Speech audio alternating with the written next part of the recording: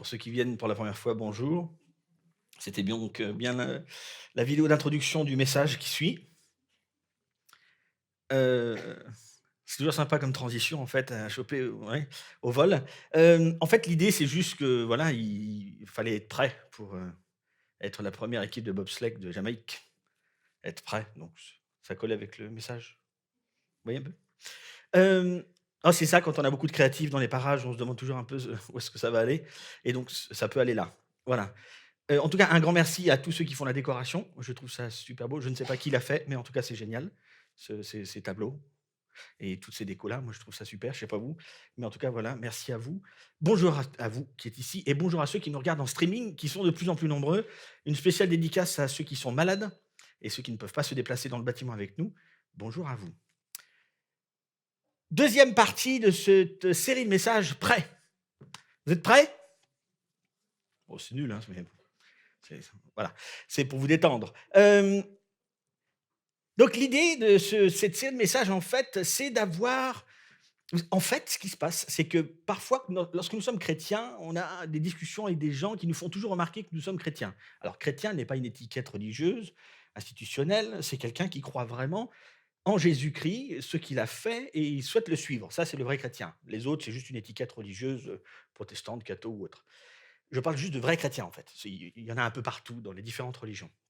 Bref, lorsque nous sommes chrétiens, on a parfois des discussions de famille autour de Noël, de Pâques, où on nous rappelle toujours que ah oui, et en fait, la semaine dernière, c'est assez drôle, j'ai acheté un élément de ma future salle de bain, à la maison et j'ai acheté cet élément et la personne, au bout d'un moment, dit un énorme gros mot et donc c'est très, très drôle parce qu'en fait, elle dit, ce gros mot que je ne saurais répéter, hein, ici et donc elle dit ce gros mot et elle me regarde, elle fait: «Oh pardon, ah je ne devrais pas devant vous, mais vous comprenez, moi je ne crois pas» et alors? Vous voyez ces moments-là, il y en a de temps en temps. «Ah mais vous êtes pas là dimanche matin parce que» c'est ça. «Oh mais» Vous voyez tous ces trucs-là? Ou de temps en temps, on nous balance juste une phrase, c'est l'oncle Gégé ou la tante Berthe qui a toujours, à chaque fois qu'on a un repas de famille, elle a tendance à revenir sur le sujet, à balancer juste une belle bâche. Bam! Et du coup, on se rappelle qu'on est chrétien, vous voyez un peu? Ou parfois, tout simplement: «Ah mais toi tu crois à la Bible, c'est ça? Tu crois toute la Bible?» «Oui, oui, bien sûr» et après on est dans la voiture, on dit: «Mais pourquoi je lui ai dit: "Oui, bien sûr"?» «Enfin oui, j'y crois, mais c'est vrai que c'est pas évident pour lui de comprendre tout ça». Et vous savez, ces moments où on nous met dans une un peu en porte-à-faux, vous voyez? Un petit peu on te balance un truc et on change de sujet tout de suite derrière et en fait, on n'a même pas le temps de dire quoi que ce soit, en fait. Et donc l'idée de cette série, c'est que pour chaque message, c'est d'avoir un peu une phrase qui résume un peu ce que je crois. Mais pas tout, parce que on va pas être capable de le faire ensemble. Ce que nous avons vu la semaine dernière, une phrase simple lorsqu'on nous demande en quoi nous croyons. Tu crois en quoi, en fait? Tu peux nous le dire un petit peu? Et donc, on a vu un petit peu ce cette première partie et on a conclu et c'était le titre aussi, que nous sommes des personnes qui avons une espérance. Nous sommes des espérants, hein? Heu, Aujourd'hui, nous sommes des témoins, d'accord? Et nous avons vu un texte de l'apôtre Pierre. Pierre, c'était un pêcheur, il avait un business autour de la pêche, et Jésus l'a rencontré, il lui a dit: «Suis-moi, toi», et il a invité même son frère à le rejoindre et ils ont suivi Jésus et l'apôtre Pierre et apôtre Pierre pour certains, c'est, saint Pierre, tout ça, pour nous, c'est juste Pierre, hem et c'est quelqu'un d'assez important parce qu'il a suivi Jésus, il a écrit 2 lettres au moins que nous avons en tout cas, et il a écrit plein de choses et nous avons vu une partie d'un verset où Pierre nous dit quelque chose d'intéressant par rapport au fait qu'on nous pose des questions. Il dit ceci dans 1 Pierre chapitre 3 verset 15, c'est une partie. «Si l'on vous demande de justifier votre espérance, soyez toujours prêts», le titre de notre série, «à la défendre. Si l'on vous demande de justifier votre espérance, soyez toujours prêts à la défendre». Vous savez ce que j'aime beaucoup dans ce texte? C'est qu'il ne dit pas, comme parfois on peut croire, il ne dit pas: «Soyez toujours prêts à répondre à toutes les questions qu'on vous pose sur votre foi, sur votre Bible, sur toutes les questions». Ouais, il ne dit pas: «Soyez toujours prêts à répondre à tout». Moi, je ne suis pas capable et en fait, ce qui est intéressant, c'est que l'apôtre Pierre nous dit: «Soyez toujours prêts à répondre de votre espérance. C'est un peu comme s'il nous disait: «Soyez toujours prêts à répondre lorsqu'on vous demande: "Mais pourquoi tu suis Jésus-Christ?"» Soyez toujours prêts à: «Mais pourquoi tu mets ton espérance, ta confiance en Jésus-Christ?» Ça, il faut toujours être prêt à y répondre. À l'époque, lorsqu'on a demandé à Pierre, lui, il répondait de manière assez simple, on va dire simplement. Pour lui, c'était la résurrection. L'apôtre Pierre, pour lui, son espérance, c'était très clair, il l'a résumé en une phrase: la résurrection. Je l'ai vu mourir à la croix, celui que j'ai suivi pendant plusieurs années. Je l'ai vu mourir. Il y a même un temps, je voulais même plus y croire en fait. Parce que comment le Messie, comment mon Seigneur pouvait mourir? Et il a été mis dans un tombeau, j'ai vu le tombeau. 3 jours plus tard, on prenait presque un petit-déj ensemble avec celui qui était mort. Il est ressuscité. Pâques. Mon espérance, dit Pierre, c'est ça. Il est ressuscité. Et c'est ça Pâques. Et la proposition que je vous ai faite la dernière fois, c'était d'avoir une phrase, que chacun puisse avoir une phrase on résume très simplement et on n'a pas besoin de s'éterniser. Mais il faut qu'il y ait une phrase qui comporte, qui est rattachée à la résurrection, parce que c'est incroyable. Et c'est le cas de le dire. C'est compliqué à croire. Je crois en Jésus-Christ, mort pour mon péché, et je crois qu'il est ressuscité d'entre les morts. C'est ça la phrase que je vous ai laissée. Je crois que Jésus-Christ est mort pour mon péché et qu'il est ressuscité d'entre les morts. Je crois, même avec tout ce qui se passe aujourd'hui partout, c'est affreux. Mais je crois que Jésus-Christ est mort pour mon péché et qu'il est ressuscité d'entre les morts. Je crois qu'il est mort pour mon péché. Je ne t'appelle pas toi pécheur. Je ne veux pas te mettre une culpabilité, je ne suis pas en train de te juger. Je crois qu'il est mort pour mon péché et qu'il est ressuscité d'entre les morts. C'est la phrase que je vous proposais. Ça résume tout.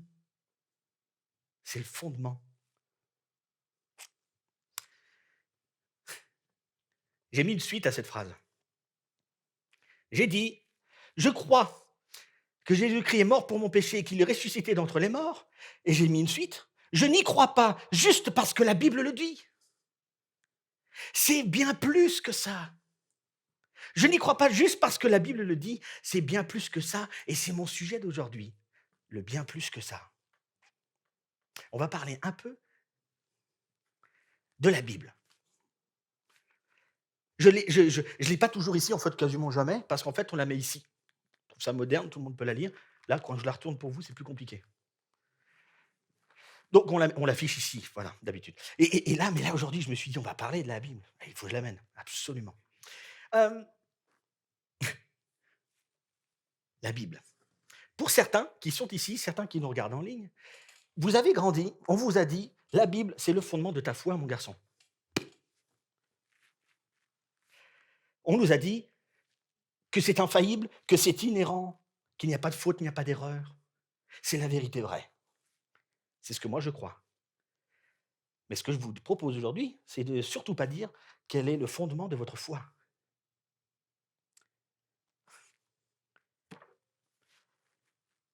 Ce n'est pas le fondement de votre foi. Le fondement de votre foi, c'est que Jésus-Christ est mort pour votre péché et qu'il est ressuscité d'entre les morts.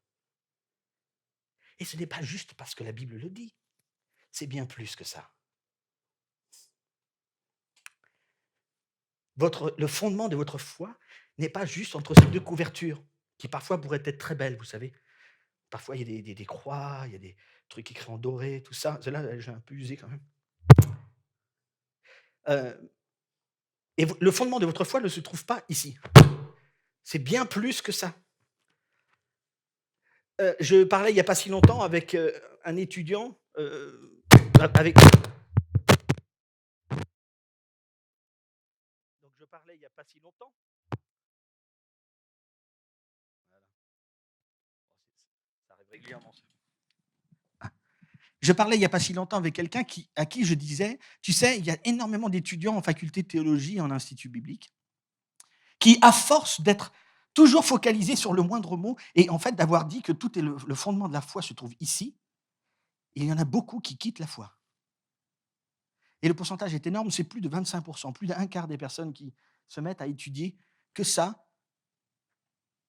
et à l'établir comme fondement perdent la foi. C'est dingue, hein? Parce qu'en fait, il suffit que quelqu'un d'autre arrive et dise: «Ah mais tu sais, ici et la virgule ici et là, en fait, peut-être que machin» et à force de penser que c'est ça le fondement de notre foi, on devient plus instable.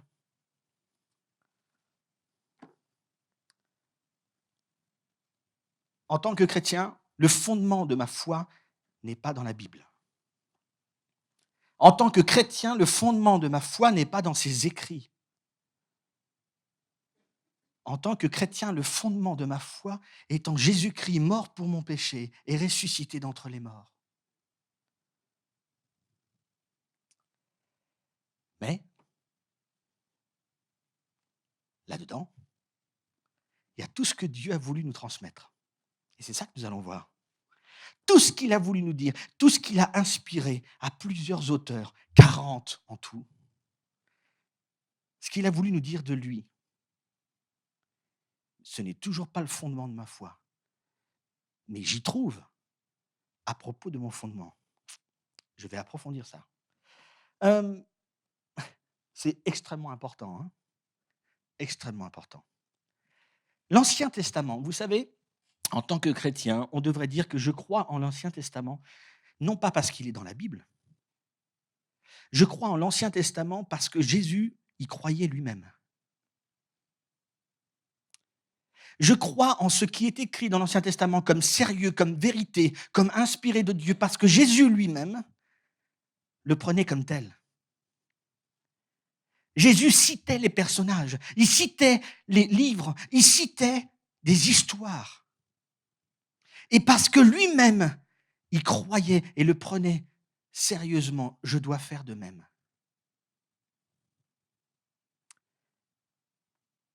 Vous savez, très peu ou pas sont devenus chrétiens parce qu'on leur a dit un jour, on leur a donné un livre comme ça, la Genèse, et on a commencé à lire le livre de la Genèse. Ah, super. Puis, on te donne le livre d'Exode. Et tu lis le livre d'Exode. Puis, Nombre, Deutéronome et compagnie, les petits prophètes. Puis, au bout d'un moment, 400 ans de silence et on arrive dans le Nouveau Testament et à la fin de toute la lecture, voilà, ça y est, je suis convaincu. J'ai trouvé le fondement de ma foi. Non, non. Au bout d'un moment, je fais une rencontre. Quelqu'un me parle de Jésus-Christ, j'y crois. Ou en lisant ici, je découvre une personne qui d'un coup n'est plus dans le livre. C'est Jésus-Christ.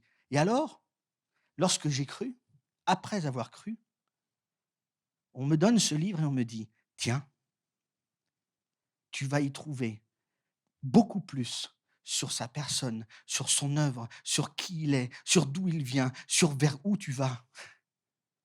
Tu vas découvrir tellement plus maintenant. Mais ton fondement, c'est Jésus-Christ mort pour ton péché et ressuscité d'entre les morts. Maintenant, va plus loin, apprends-le à le connaître. L'Ancien Testament, j'y crois parce que Jésus lui-même y croyait. Matthieu chapitre 5, donc l'évangile de Matthieu. Matthieu, c'est quelqu'un aussi qui a suivi Jésus un peu partout. Et Jésus dit au bout d'un moment, ne vous imaginez pas que je sois venu pour abolir ce qui est écrit dans la loi ou les prophètes. Je ne suis pas venu pour abolir, mais pour accomplir. La loi et les prophètes, c'est globalement presque tous les écrits de l'Ancien Testament. Et je ne suis pas venu pour annuler tout ça. Non, non, non, non, non. C'est extrêmement important. Je suis venu pour accomplir tout ça. Donc, on ne peut pas ne pas donner une énorme valeur à ce qui est écrit dans l'Ancien Testament, parce que Jésus lui-même l'a fait. Vous savez, Jésus, au bout d'un moment, il parle de Adam et Ève. Il les mentionne. Vous savez, quel est l'argument le plus fort? Je crois en Adam et Ève parce que c'est écrit dans la Bible, ou je crois en Adam et Ève parce que Jésus lui-même y croyait? C'est quoi le plus fort?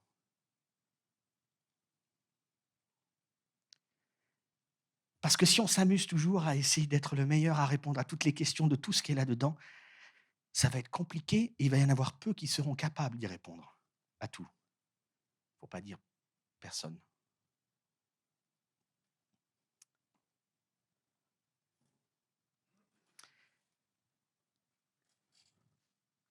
Lorenzo, c'est peut-être un peu facile de dire que c'est parce que Jésus y croit que j'y crois à l'Ancien Testament, parce que ton Jésus, il est juste dans la partie qui s'appelle Nouveau Testament.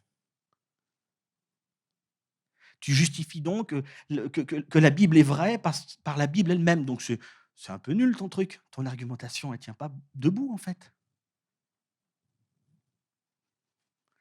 Je suis sûr que certains y ont pensé avant que je le dise.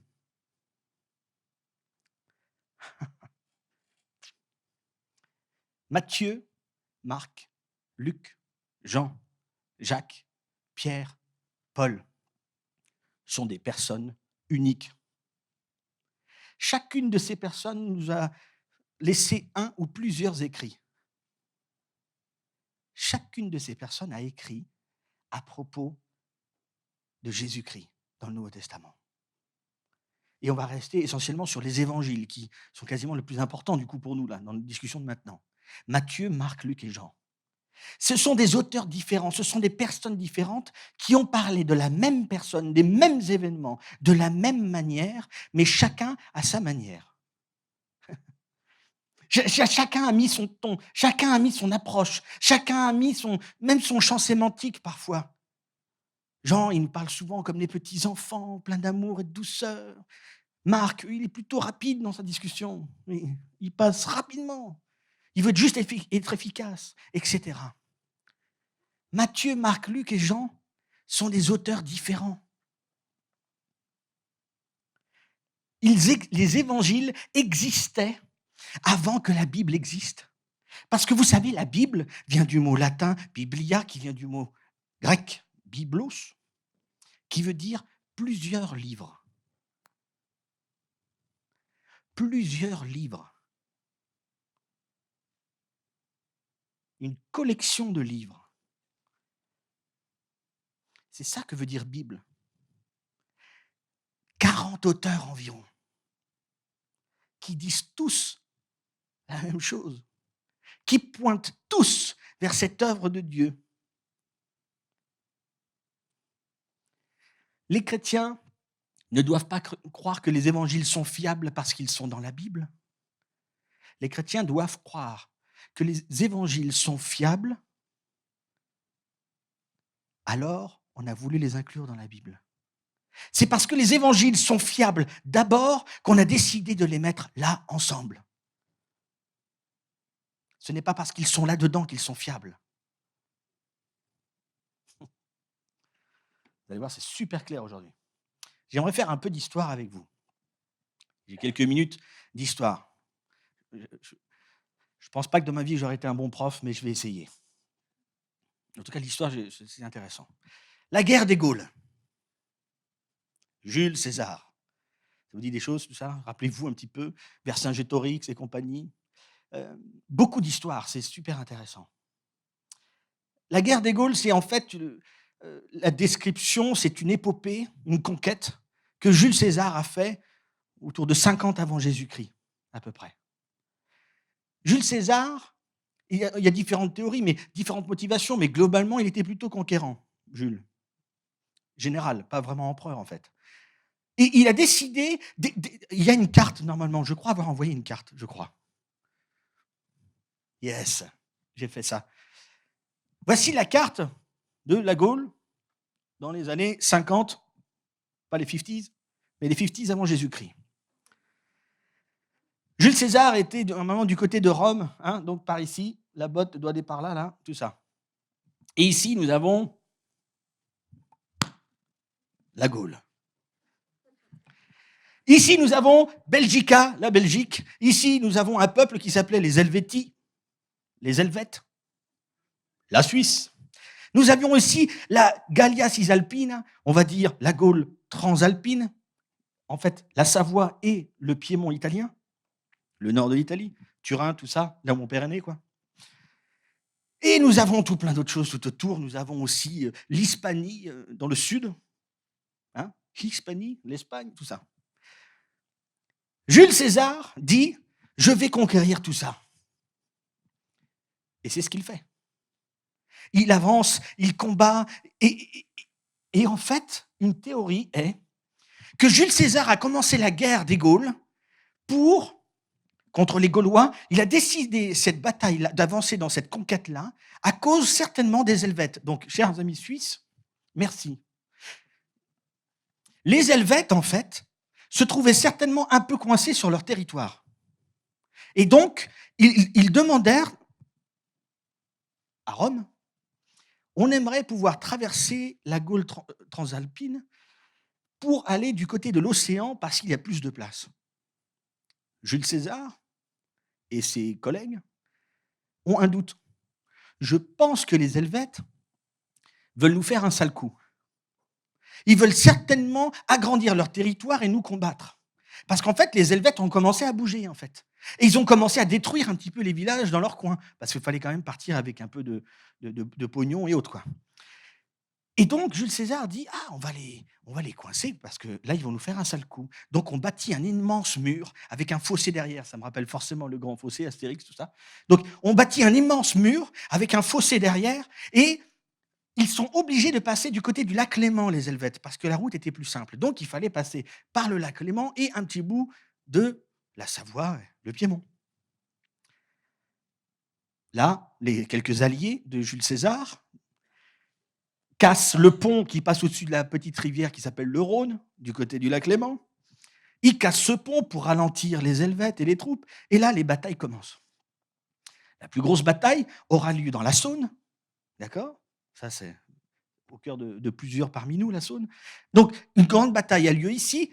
Les Helvètes détruisent le pont, arrivent à s'enfuir. Et là, Jules César, qui a quand même pas mal de fric, hein, et pas mal de gens qui travaillent à son compte, rebâtissent un nouveau pont.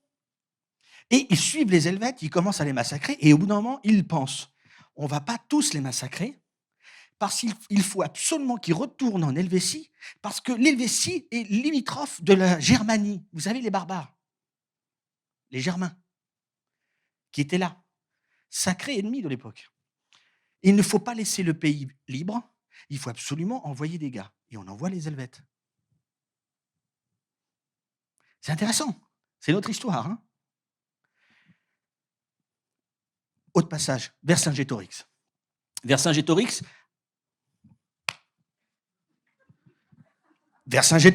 qui a réussi à réunir énormément de Gaulois pour ralentir la charge et l'expansion et la conquête de Jules César. Vercingétorix, c'est le gars, quoi. Hein. Faut s'en rappeler, c'est pas n'importe qui. Il décide de réunir les Gaulois et ils se battent contre Jules César, il essaye de les ralentir, etc. Une grande bataille, Alésia, et c'est aussi la reddition de Vercingétorix. En fait, Vercingétorix se bat, ils ont des dizaines de milliers, des centaines de milliers de Gaulois contre César. César est affaibli, mais au bout d'un moment, Jules César, parce qu'il était quand même un grand stratège, arrive à affamer les Gaulois. Et les Gaulois sont en train de mourir un par un à un. Ils sont tués.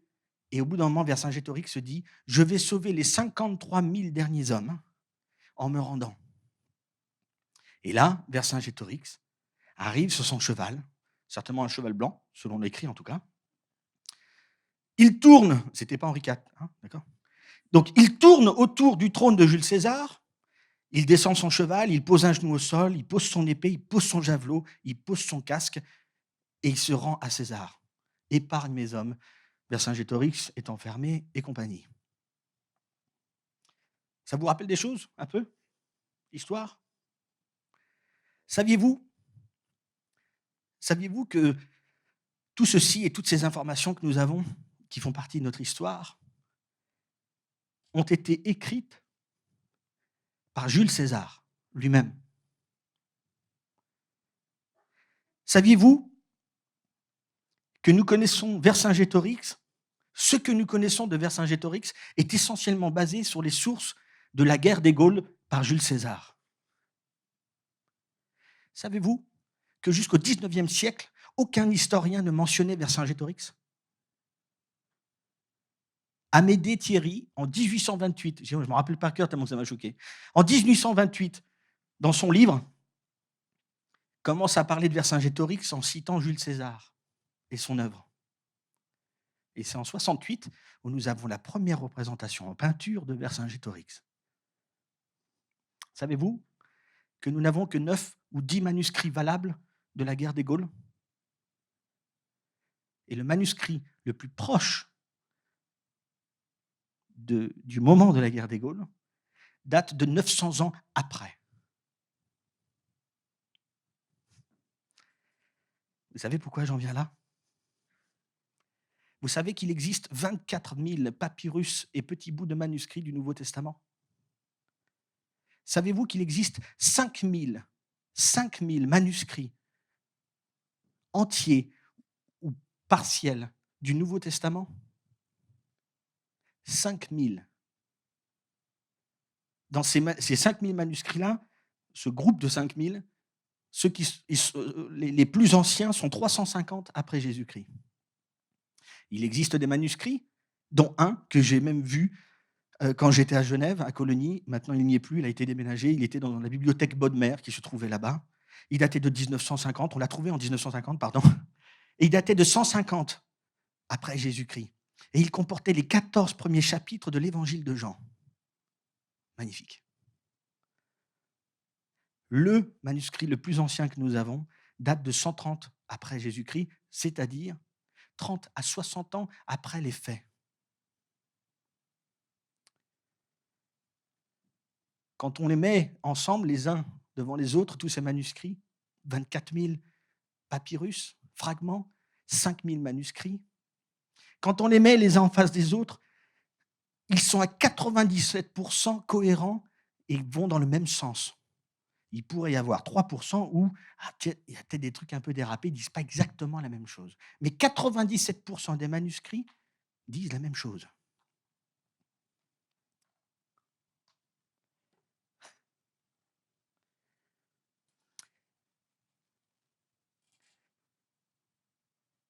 Si cette résurrection qui nous est mentionnée dans tous ces manuscrits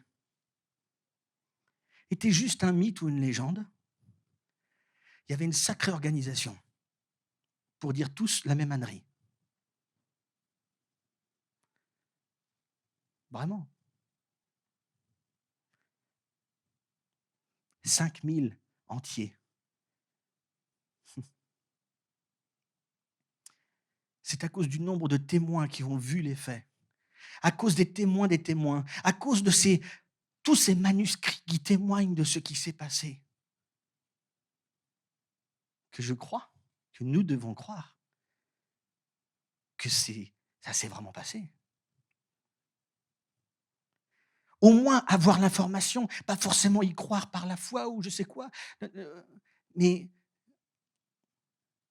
il y a tellement de manuscrits qui en ont parlé, c'est énorme. Alors que notre histoire de France, là, ce que je vous ai décrit, les petites portions-là, 9 ou 10 manuscrits, 9 ou 10, 5 000. C'est intéressant.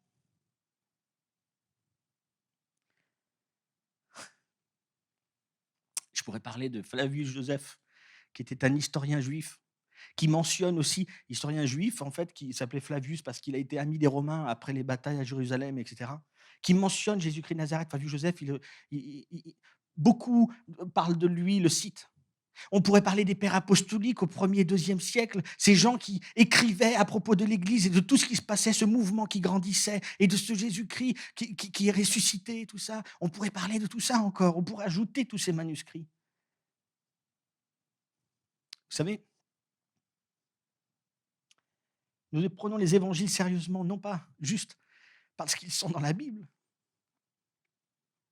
mais à cause de tous ces auteurs, à cause de ce grand nombre qui ont parlé de tout ça. Et du moment où ça s'est passé tellement proche des événements. Je prends le Nouveau Testament sérieusement parce que Matthieu a témoigné, parce que Marc a témoigné, parce que Luc a témoigné, parce que Jean a témoigné, parce que Paul a témoigné, parce que Jacques, frère de Jésus, a témoigné. Et c'est balèze d'être le frère du Seigneur, le frère du Messie, le frère de Dieu qui meurt et qui ressuscite. Ça devait être compliqué quand même d'y croire. C'est ton frère. Jacques a témoigné, Paul a témoigné. C'est à cause de tout cela que je crois. Alors, Moi, j'aime la Bible, en fait. Elle est infaillible pour moi, elle est sans erreur, elle est inhérente. C'est Dieu qui a souhaité inspirer tout ça pour que ça tienne jusqu'à aujourd'hui, avec tant de gens différents, à des temps différents, et qui disent tous la même chose et qui pointent tous vers la même chose. Ce n'est pas le fondement, ça prouve mon fondement. Et on découvre notre fondement ici, entre ces pages. C'est pas sacré, c'est bien plus que ça. Ce n'est pas le livre en soi, c'est la personne qui est derrière. Alors on peut toujours essayer de me démonter, mais la résurrection, de toute façon, c'est, tu vois, non, j'y crois pas. Tu vois, parce qu'on va on va me dire, ouais, mais tu vois, c'est un peu comme la création du monde en 6 jours de 24 heures, tout ça. Tu arrives à justifier avec la science, la géologie. C'est vachement compliqué. Je ne veux pas rentrer là-dedans. On arrivait à mettre un couple de chaque animal dans l'arche de Noé, ça ressemblait à quoi? C'est plus grand que Irish Ferry. Ça doit être énorme de mettre autant d'animaux dans un bateau. Est-ce que je vais perdre mon temps à essayer de t'expliquer ou essayer de mettre la science et la biologie devant? Non. Je crois que Jésus-Christ est mort pour mon péché et qu'il est ressuscité d'entre les morts. Je n'y crois pas, juste parce que la Bible le dit. C'est bien plus que ça. Je le crois parce que Matthieu, Marc, Luc, Jean, Pierre, Jacques et Paul l'ont témoigné dans leurs écrits. Je crois que Jésus est mort pour mon péché et qu'il est ressuscité d'entre les morts. Je n'y crois pas juste parce que la Bible le dit, c'est bien plus que ça. J'y crois parce que Matthieu, Marc, Luc, Jean, Paul, Jacques, Pierre l'ont témoigné dans leurs écrits. J'aimerais juste prier pour finir ce moment. Après quoi, vous récupérez vos enfants. J'en ai assez. Seigneur mon Dieu, merci pour ce temps où nous nous sommes rappelés de ton œuvre incroyable. C'est le cas de le dire, c'est compliqué. Compliqué d'expliquer exactement la résurrection. Scientifiquement, qu'on ne rentre pas là-dedans, que l'on justifie juste de notre espérance en toi. Merci mon Dieu. Pour tous ceux qui ont déjà cette espérance, continue de nous affermir et d'avancer en te suivant, en te respectant. Seigneur, pour tous ceux qui n'ont pas cette espérance encore, ils peuvent l'avoir. Ils peuvent découvrir la personne que tu es. Et merci, encore une fois, pour cette parole, ces livres compilés dans la Bible. Merci pour ce que tu nous y enseignes. Merci pour tout le bon sens qu'il y a et toute cette révélation de toi, de ta personne. Merci mon Dieu encore une fois pour toutes les personnes ici, pour tous nos enfants qui sont là-bas. Merci pour ce beau temps aussi que tu nous accordes ces jours-ci, ça fait du bien. Merci encore pour cette reprise de la semaine qui va être mieux quand je réfléchis à toi, quand je pense à ce qu'on a pu vivre ensemble aussi aujourd'hui. Amen.